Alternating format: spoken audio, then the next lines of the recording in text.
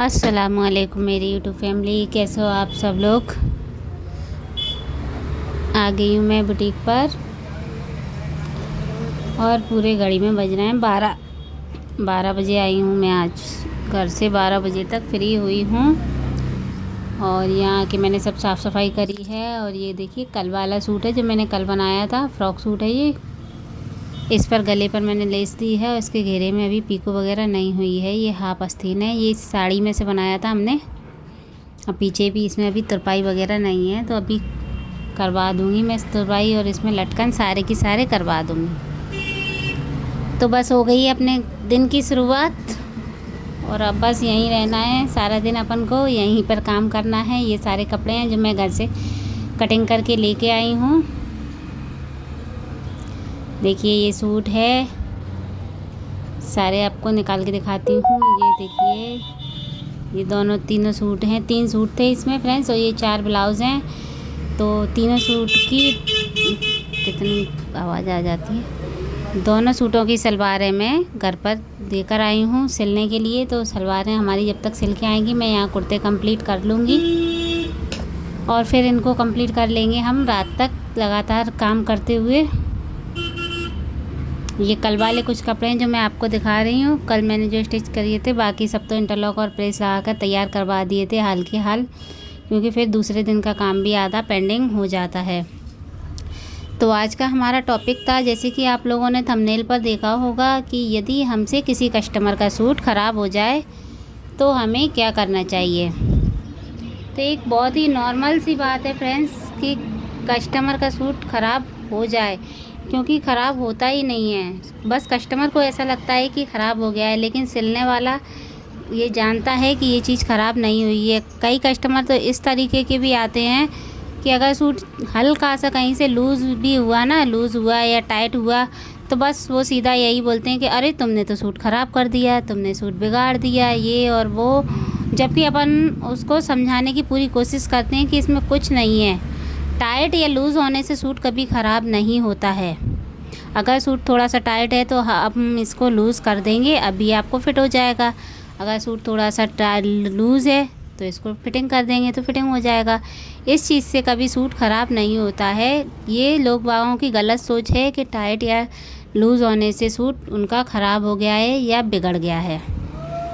तो मैं कई लोगों को, अगर मेरी ये वीडियो स्टिचिंग करने वालों के अलावा वैसे भी लोग बाग देख रहे हैं, तो प्लीज़ अपने दिमाग से ये वहम निकालिए कि टाइट होने से या सूट लूज़ होने से सूट ख़राब हो गया है। तो प्लीज़ किसी को ब्लेम मत कीजिए इस चीज़ के लिए। आप उनको दीजिए कि ये हमारी ये समस्या है, इसको दूर करिए, तो वो आपकी करके देंगे।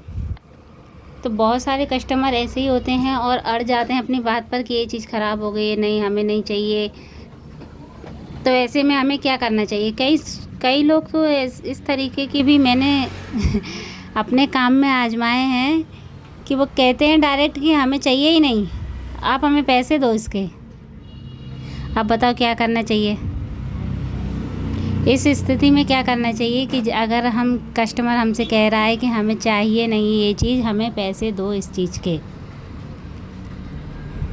तो पता है मेरा मानना क्या है मेरी सोच और नॉलेज जो अभी तक काम करके मैंने ली है।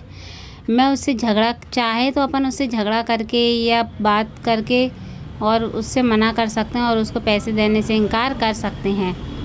लेकिन अगर हम उसे को पैसे नहीं देंगे और उसको झगड़ा करके भगा देंगे तो उससे वो कस्टमर बस उसी वक्त का होके रह जाएगा। उसके बाद वो दोबारा नहीं आएगा अपने पास।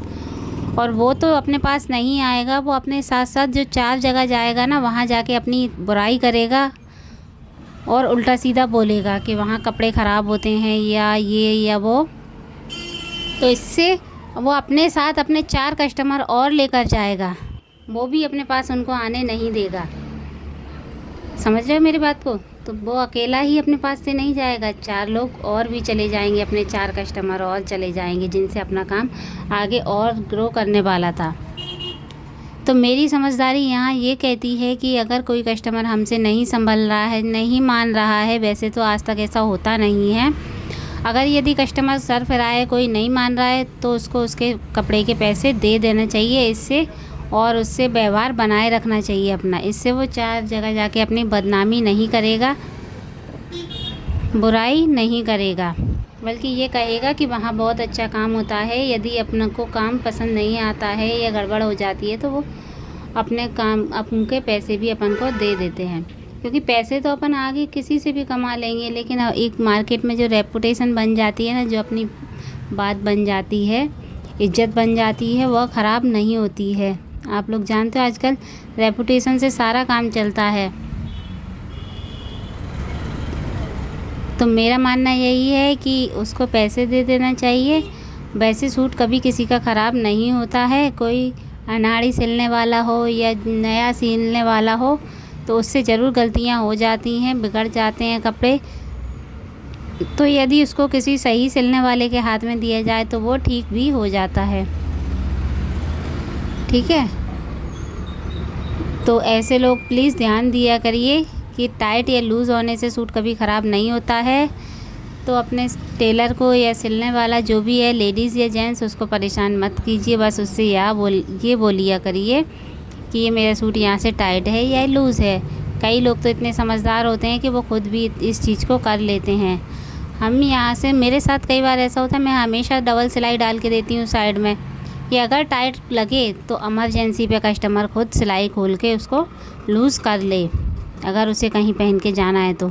पर कस्टमर इतने वो होते हैं ना कि उस सिलाई को खोलने के लिए भी हमारे पास ही लेकर आते हैं। ये अक्सर होता है।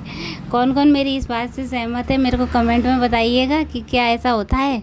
अपन कस्टमर को अगर 2 भी सिलाई डाल के देंगे ना और कहेंगे कि एक सिलाई आप खोल लेना अगर आपको टाइट लगे तो इमरजेंसी में, तो वो बंदा खोलता ही नहीं है, खोलती ही नहीं है वो लेडीज़। वो अपने पास ही लेकर आती है उसको खोलने के लिए, बोलती है आप ही खोलो।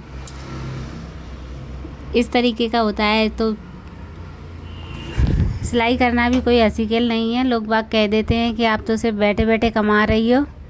तो बैठे बैठे कमाने के लिए भी बहुत सारी मेहनत और दिमाग और बहुत सारा टाइम ख़राब करना होता है फ्रेंड्स। सालों की मेहनत लग जाती है बैठे बैठे कमाने में भी। बैठे बैठे कमाना हंसी खेल नहीं है। बैठकर भी बहुत सारे हाथ पैर मारना पड़ते हैं, दिमाग चलाना पड़ता है और कस्टमर की काफ़ी सारी बातें सुनना पड़ती हैं और झेलना पड़ती हैं। अपने दिन का सुकून जो होता है ना, वो सब खोना पड़ता है इस काम को। जब हमारे हाथ में 2 पैसे आते हैं और हम कामयाब होते हैं, किसी लायक बनते हैं। सिर्फ दिन भर खाली लेटकर काम नहीं होता है, कोई कामयाब नहीं बन जाता है। खाली वीडियो देखने से या स्क्रॉल करने से कोई भी कामयाब नहीं बनता है। कामयाब बनने के लिए हाथ पैर मारना पड़ते हैं, मेहनत करना पड़ती है। और लेडीज़ को तो दुगनी मेहनत करना पड़ती है, क्योंकि वो ना तो अपना घर बार छोड़ सकती है, ना अपना काम छोड़ सकती है। उसको तो डबल मेहनत करना पड़ती है। इस बात से कितनी लेडीज़ें सहमत हैं कमेंट में ज़रूर बताइएगा। अगर आप लोग यहाँ तक आए हो और आपने मेरी वीडियो पूरी सुनी है तो मेरी इस बात का जवाब ज़रूर दीजिएगा। मैं इसका इंतज़ार करूँगी। और हाँ, सलाम का जवाब भी ज़रूर दे दिया करिए। सलाम खुदा के लिए होती है, इसकी हमें नेकियां मिलती हैं, करने वाले को भी और जवाब देने वाले को भी। ठीक है, तो सलाम का भी जवाब ज़रूर दे दिया करिए। So thank you. कल फिर मिलते हैं नेक्स्ट वीडियो में।